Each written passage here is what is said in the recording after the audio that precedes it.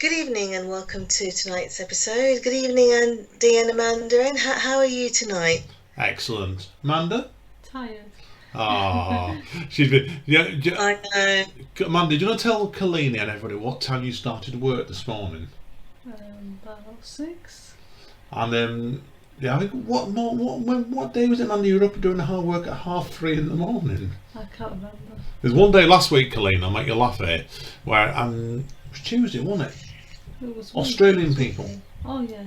Yeah, she had she was trying to get some freelance work off an Australian company last Tuesday morning, and they had slots going at. You had to be. Go on, Amanda, your story. Yeah, it was 7 o'clock our time. 7 o'clock in the morning our time, was it? Yeah. And she was up at 3:30 in the morning getting prepared for it. And go on, tell them what use it was. No, it was a waste of time because I wanted money for you to join. And they were telling otherwise before it wasn't. So, so this shows you self-employed work people. What may be gold isn't sometimes. With the Brexit, do you know we were talking about Brexit last week? Well, with the Brexit, they've now come like a law that's going to be implemented soon about the kind of criteria that you need to have before you can come to the UK to work. And I don't think it's a really difficult thing to explain, but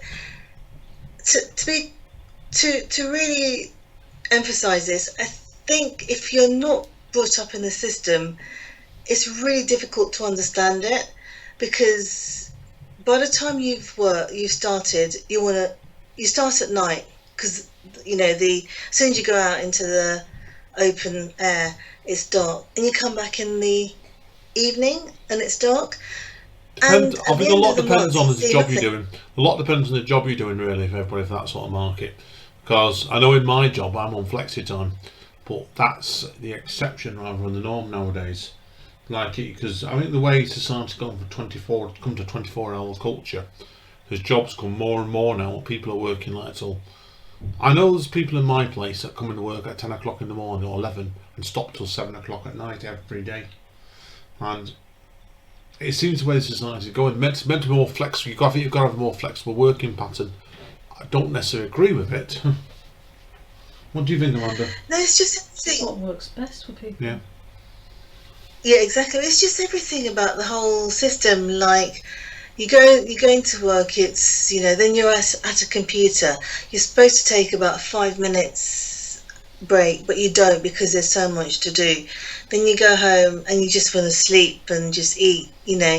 But there's a law coming now that says that if anybody wants to come in to the UK, they'll have to have 70 points, and the 70 points is all summed up with you having a PhD, and it's very similar pattern to. I think Australia have got a very similar system to this at the moment. They have. That's why it's going to be very, very hard to enforce this sort of thing. And I'm not getting involved in politics for various reasons, but all you're going to find is you find this sort of thing is. Australia's a ball game because where they are, if you look at the geography in it, there's a much bigger gap to try and get into their country. And where geography is, all you're going to find is people are coming. They're going to have to be really quite heavy in enforcement for illegal immigrants, because there's quite a bit in this country anyway, and people will lie. There always is ways round it and stuff like that. And who's not to say people have a fake PhD? Well, the thing is, even if you try and fake a PhD, you have to be able to do the job that is required of somebody who has a PhD. So whether you say you have a PhD and you don't, and you do the job, you won't be able to do it. But you've got to earn 25,000. You've got to find a job that will allow you to earn £25,000 upwards. So that's 20 points. Then 20 points for having a PhD. Then 10 points for being from a European country, perhaps, and then another 10 from something obscure that probably not many will have. But I don't know. I think then, because of that system, I don't know if the UK will be a choice, because it isn't the easiest country to live in. As you know, last week we were saying, and I didn't know about this new law that's going to be implemented. We were saying that to go out in the weather, it's always going to be blustery rainy or cold. And then when you get things like an umbrella, it's not a commodity, it's something that you need, it's a necessity, and it's expensive. So then you have to think of things like, oh, should I just go to the those stores that sell really cheap products like ponchos for £1.50, and it's really nice. I just saw it just the other week, so I'm going to use that as our screen page. The photo, cool. The poncho. Cool. It suddenly appeared. It suddenly appeared Cool. in Walco, Cool. and it's really good. Right. It's Cool. got a hood.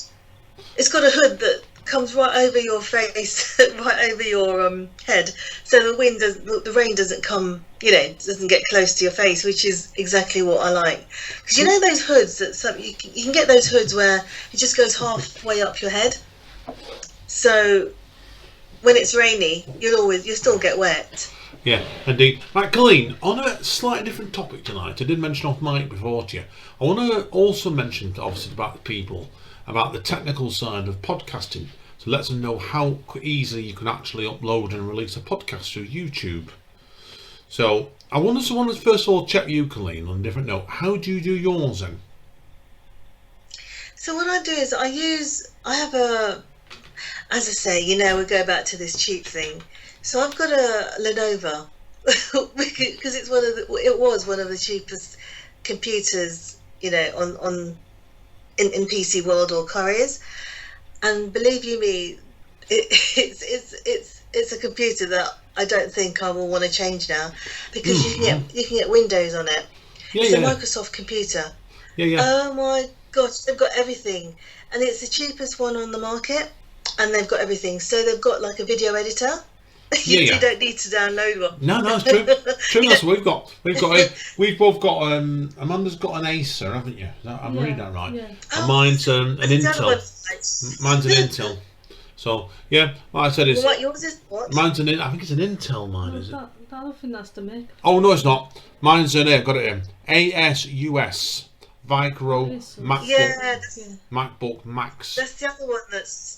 Yeah, that's the other one that's cheap, and that's the one I get as well. If I didn't get the Lenovo, I'd get that one. Yeah, cool. What I wanted to explain to people, Colleen, is like, obviously, what we do is, just to give everybody a guide on what we do is, me and Colleen obviously record the podcast separate, and I'll send my copy over to her straight after we finish. And obviously, I don't upload this onto YouTube, but what do you do, Colleen? Because I send it to you as an MP3, don't I? So have you got a conversion package or something for YouTube? No. So then, I was saying I've got this Lenovo, and with Lenovo, they've got everything. They've got the video editor, so you don't need to download an app. Then you use the video editor. They've got everything you possibly need. You don't need to go to like Google Store or Play Store to download anything. And I use the video editor, and I combine the MP3 or MP4 that you send me with a photo, and then let it save it as a video, and then send it to YouTube. Yeah, exactly the same on my side. It takes like people won't know this tonight. I was out podcasting for one of my other series, Spoken Label, tonight with a young gentleman, and in the background while we've been chatting over with Colleen tonight, I've actually, just before I spoke to you, Colleen, I converted it from an MP4 to an MP3 to upload onto YouTube in the background with a picture. When that's done, then I'll then automatically link it into YouTube. And it's not a lot. Tell me, do you agree with me, Colleen? It's not a massive amount of work, is it really? We're doing that sort of technical side like that. No, it's very easy. But if you've got a computer that already has those apps, and it's one of the cheapest computer on the market, and that's why I got it, because I don't really want something that's expensive, because I don't really use a computer for anything other than just to do a blog and to check my emails, and that's it. So I just got something that was really cheap, but it turned out to be one of the best computers that I think is there for anybody to use. Because they've got video editor, they've got everything. You really don't need anything else. Yeah, true. One thing I forgot to mention, Colleen, before while we get on this now. Amanda's done something very clever this week, haven't you? Oh, the advertisement. Yeah, Amanda's got a book out shortly. You'll find this interesting, Clean, what she's done. And it's another side how you can get very clever with YouTube, so or video editing. Yeah, Go on, Amanda. I had an extract, and instead of reading it out and just like having it recorded like some people do, I got 10 different people, including myself, to read just a line or two of the extract out and then pieced them all together. And because it's like a paranormal crime book, I started putting random stuff in the background, like ghosts flying about and graveyards and stuff.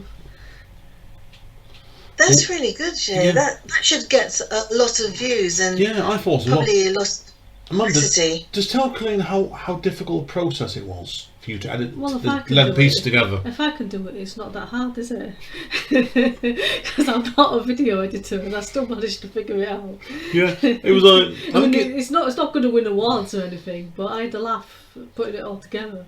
yeah, it took you what? If you'd have to do that again, you'd do it in probably a couple of hours, wouldn't you? I know it took you a few Yeah. attempts to get it I right, had to didn't it? trim it either side because obviously you press the recording and then you wait for people to read it. So I had to try and trim it either side so there's not big parts of silence and stuff.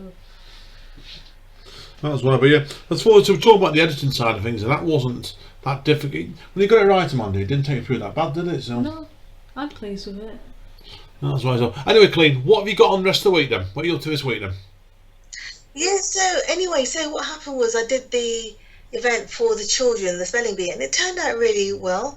So there were quite a few people. Well, it started off with the staff on the site who started contributing, and then afterwards I got a few others taking part in the spelling bee challenge, which is spell 3 words correctly, and if you spell them correctly you don't need to put any money in the charity box, but they put the money in first, and then I said, oh well, you know, you're now a spelling bee champion because you put the money in first, but would you like to just, you know, have a go at this game? And they did, and some of them got them all right and some of them got 2 right, and one came from Weston-super-Mare, which is so nice to have someone come from Weston-super-Mare to London. You know, we don't really get a lot of visitors because normally the people around where I live are all local people, but there aren't that many foreigners, and if they are, then they'll stand out because, you know,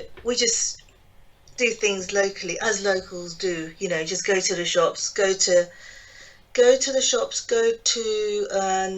supermarket, and then perhaps go to Pret to get coffee or tea, and then get the bus. nothing exciting, you know. Oh yeah, Don't really do anything exciting.